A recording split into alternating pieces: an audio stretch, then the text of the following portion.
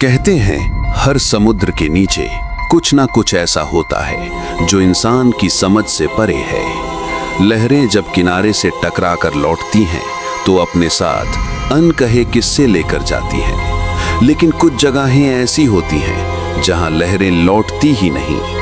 एक ऐसी जगह जिसे लोग अब बस एक नाम से जानते हैं, होपेटिल बाली यानी उम्मीदों का द्वीप। मगर समय के साथ इस नाम का मतलब बदल गया। अब लोग इसे कहते हैं मौत का द्वीप। कहानी शुरू होती है भारत के एक छोटे से तटीय गांव कोरकुल से।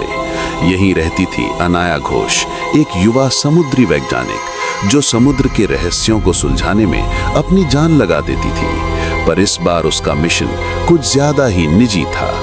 20 साल पहले उसके पिता कैप्टन रघुबीर घोष एक जहाज लेकर निकले थे। दिशा थी होपेटिल बाली। वो कभी लौट कर नहीं आए, ना कोई सिग्नल, ना कोई मलबा। सबने मान लिया वो समुद्र में समा गए, पर अनाया ने नहीं। उसके लिए ये सिर्फ एक रहस्य नहीं, एक अधूरी कहानी थी। जब उसने सरकारी विभाग से अनुमति मांगी तो सबने मना किया।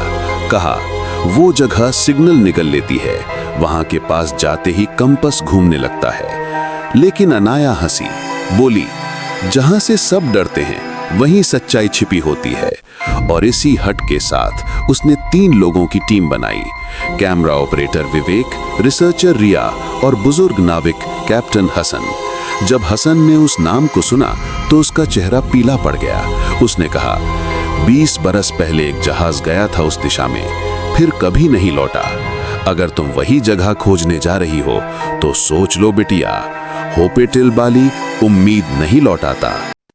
लेकिन अनाया नहीं मानी। एक सुबह सूरज के उगने से पहले वो चारों समुद्र में निकल पड़े। आसमान गुलाबी था, लहरें नीली और हवा में एक अजीब सन्नाटा। 3 घंटे के सफर के बाद अचानक कोहरा छा गया। कंपास घूमने लगा, जीपीएस बंद हो गया। विवेक बोला मैम सिग्नल गया। तभी एक अजीब सी आवाज आई, टन टन टन, घंटी की, जैसे किसी चर्च में बज रही हो। कैप्टन हसन ने चिल्लाया भगवान के लिए वो घंटी मत सुनो, उसी से सब शुरू होता है। लेकिन बहुत देर हो चुकी थी। नाव एक काले किनारे से टकरा चुकी थी। सामने था होपेटिल बाली। रेत काली थी जैसे राख हो, हवा में नमकीन खून की गंध थी। विवेक ने कैमरा ऑन किया। टॉर्च की रोशनी फैली तो रेत में कुछ अजीब आकृतियां उभर आईं, जैसे लोग जमीन के अंदर दबे हों और बाहर निकलने की कोशिश कर रहे हों। रिया ने फुसफुसाया यहाँ कुछ तो हुआ है।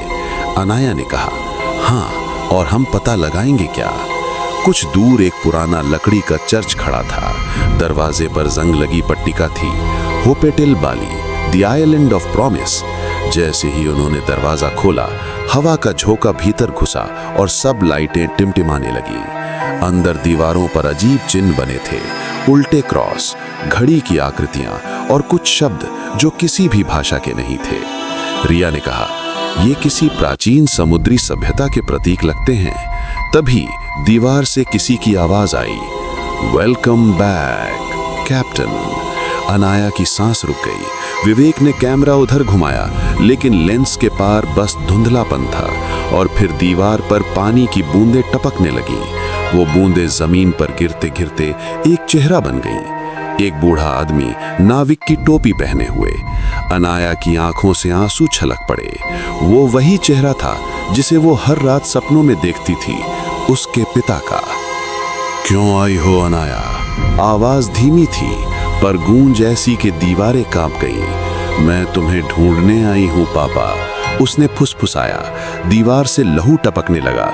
यहाँ कोई नहीं लौटता, होपेटिल बाली उम्मीद खा जाता है। तभी बिजली कौंधी और चर्च की दीवारें हिलने लगीं। हवा तेज हो गई, दरवाजा अपने आप बंद हो गया। रिया, विवेक बाहर निकलो, अनाया चिल्लाई। वो तीनों भागे, लेकिन जमीन ने जैसे उन्हें पकड़ लिया। रेत उनके पैरों से चिपक गई और नीचे से छोटे छोटे हाथ निकलने लगे। रिया चीखी, ये रेत नहीं, ये लोग हैं। किसी तरह वो झोपड़ी तक पहुंचे। अंदर अंधेरा था, पर कोने में एक पुराना रेडियो रखा था। अचानक वो अपने आप चालू हो गया।